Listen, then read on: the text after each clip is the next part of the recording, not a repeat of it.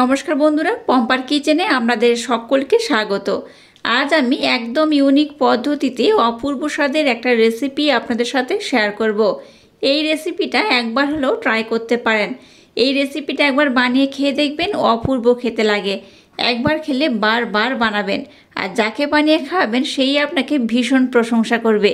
তাহলে চলুন দেরি না করে সামান্য কয়েকটা ঘরোয়া উপকরণ দিয়ে আজকের এই অপূর্ব স্বাদের রেসিপিটা দেখে নেওয়া যাক। আজকের রেসিপিটা বানানোর জন্য প্রথমে গ্যাসটা জ্বেলে দিয়ে একটা ফ্রাই প্যান বসিয়ে দিয়েছি, আর এখানে দিয়ে দেবো ছোট্ট কাপের 1 কাপ জল।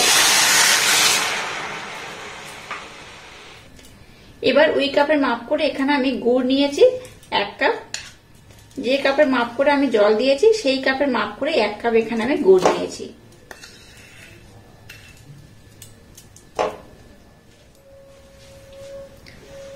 এবার এই জলের সাথে গুড়টাকে একটু মেল্ট করে নেব আর একটু ফুটিয়ে নেব।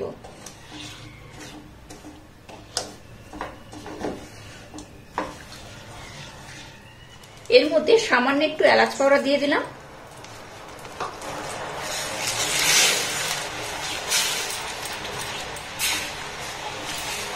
এবার গুড়টাকে আমি আর একটু সময় দিয়ে ফুটিয়ে নেব।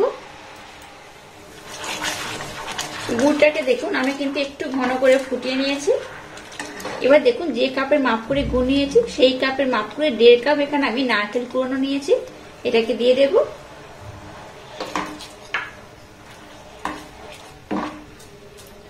এই নারকেল কুড়ানো দেওয়ার পর এটাকে আমি আর একবার খুব সুন্দর করে কিন্তু ফুটিয়ে নেব। দেখুন মিশ্রণটাকে আমি অনেকটাই ঘন করে ফুটিয়ে নিয়েছি, দেখে বুঝতেই পারছেন কতটা ঘন হয়ে গেছে। এবার এখানে সামান্য একটু লবণ অ্যাড করব। লবণটা দিয়ে এটাকে আমি আবারও একটু নাড়াচাড়া করে নিয়েছি। এবার এখানে দিয়ে দেবো আতপ চালের গুঁড়ি। এখানে আতপ চালটা কিন্তু আমি বাড়িতেই গুঁড়ো করে নিয়েছি। প্রথমে খুব ভালোভাবে আতপ চালটাকে ধুয়ে তারপর কিন্তু আমি ব্লেন্ড করে নিয়েছি। সেই আতপ চালের গুঁড়ি এখানে আমি ব্যবহার করছি। এই কাপের মাপ করে 1.5 কাপ আমি ব্যবহার করব। আবারও 1/2 কাপ দিয়ে দিলাম। গ্যাসের ফ্লেমটাকে লো রেখে সমস্ত মিশ্রণের সাথে চালের গুঁড়িটাকে একটু ভালোভাবে মেখে নিতে হবে। এখানে এক্সট্রা করে জলের ব্যবহার করার দরকার নেই। এটা কিন্তু যা মিশ্রণ আমি দিয়েছি আর যে মাপ দিয়েছি তার মধ্যে এটা খুব সুন্দর করে মাখা হয়ে যাবে।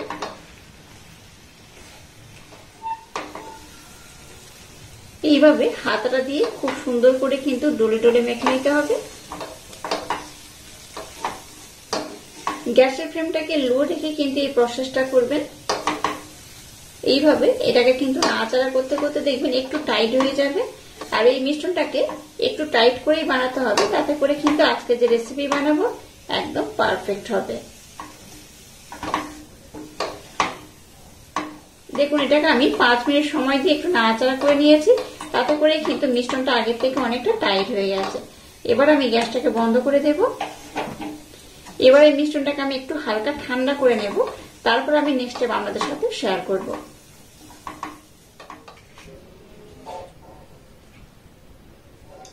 দেখুন মিশ্রণটাকে আমি একটু হালকা ঠান্ডা করে নিয়েছি, এখনো কিন্তু একটু গরম রয়েছে। এবার এটাকে আমি আর একবার খুব সুন্দর করে মেখে নেব। মিশ্রণটাকে দেখুন খুব সুন্দর করে মোলায়েম সফট করে মেখে নিয়েছি, দেখে বুঝতেই পারছেন। এবার দেখুন হাতের মধ্যে একটু আমি ঘি নিয়ে নিয়েছি।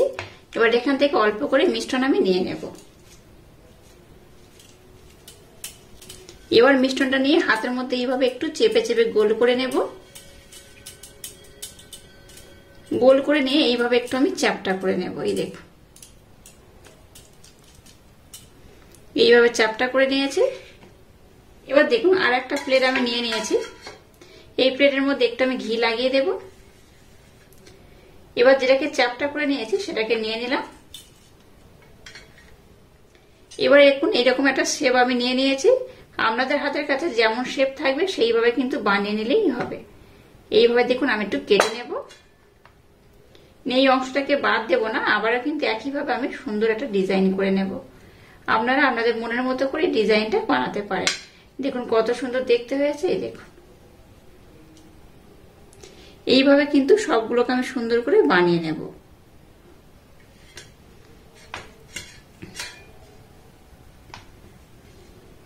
আবারও দেখুন অল্প মিশ্রণ আমি নিয়ে নিয়েছি, এটাকেও এইভাবে আমি গোল করে নেব। গোল করে এইভাবে একটু চ্যাপ্টা করে নেব। আবার এটা দিয়ে আমি আবারও একই রকম ভাবে ডিজাইন একটা বানিয়ে নেব।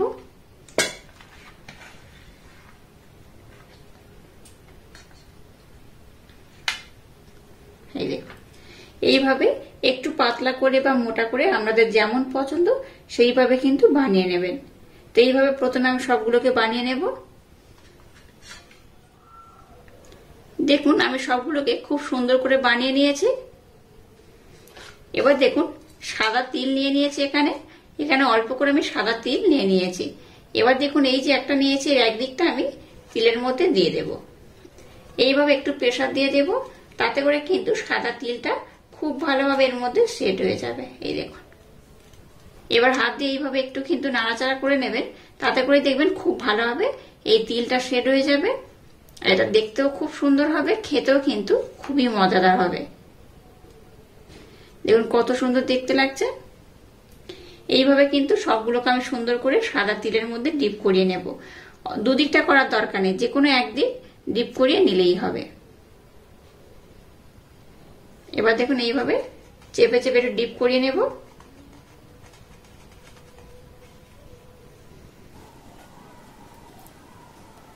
দেখুন কত সুন্দর দেখতে হয়েছে।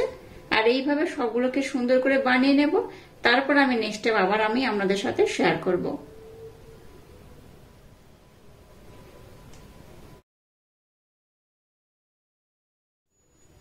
দেখুন সবগুলোকে আমি খুব সুন্দর করে বানিয়ে নিয়েছি, আর সবগুলো দেখুন বানানো হয়ে গেছে। চলুন এবার এগুলোকে আমি ভেজে নেব। এবার দেখুন গ্যাসটাকে জেলে দিয়ে একটা কড়া বসিয়ে দিয়েছি, আর কড়ার মধ্যে তেল দিয়ে তেলটাকে মিডিয়াম গরম করেছি। এবার এগুলোকে আমি তেলের মধ্যে দিয়ে দেব। আর দেখেই বুঝতে পারছেন তেলটা কিন্তু একদম হালকা গরম রয়েছে। এইভাবে হালকা গরমে দিয়ে এগুলোকে ভাজতে হবে। এইভাবে একটা কড়াতে যতগুলো ধরবে ততগুলো দিয়েই কিন্তু আমি ভেজে নেব। গ্যাসের ফ্লেমটাকে হাই দেবেন না, গ্যাসের ফ্লেমটাকে লো দিয়ে এটাকে প্রথমে একটু ভেজে নেব। আর যখনই দেখবেন একটু হালকা কালার ধরা শুরু করবে, তখন লো টু মিডিয়াম দিয়ে এটাকে ভেজে নিতে হবে। এবার আমি উল্টে দেব। দেখুন অপর দিকটা কিন্তু এটা কালার ধরা শুরু করে দিয়েছে। এবার এটাকে উল্টে দিতে হবে, আর গ্যাসের ফ্লেমটাকে এবার লো টু হালকা আমি মিডিয়াম দিয়ে দেব।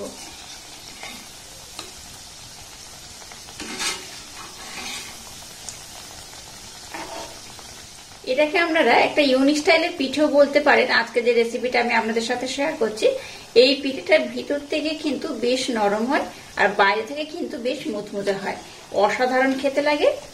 দেখুন অপর দিকটা আমি আরেকবার উল্টে দিচ্ছি। এই দেখুন কত সুন্দর কালার হয়েছে, দেখে বুঝতেই পারছেন। এই দেখুন, দেখুন এটা কত অপূর্ব দেখতে হয়েছে। আর এইভাবে কিন্তু খুব লাল আমি করবো না, একটু মিডিয়াম লাল করেই ভেজে নেব। এগুলো দেখুন বেশ ভালোভাবে ভাজা হয়ে গেছে। এবার উঠিয়ে নেব। আর একইভাবে কিন্তু সবগুলোকে আমি সুন্দর করে ভেজে নেব। এবার এটাকে আমি উঠিয়ে নেব।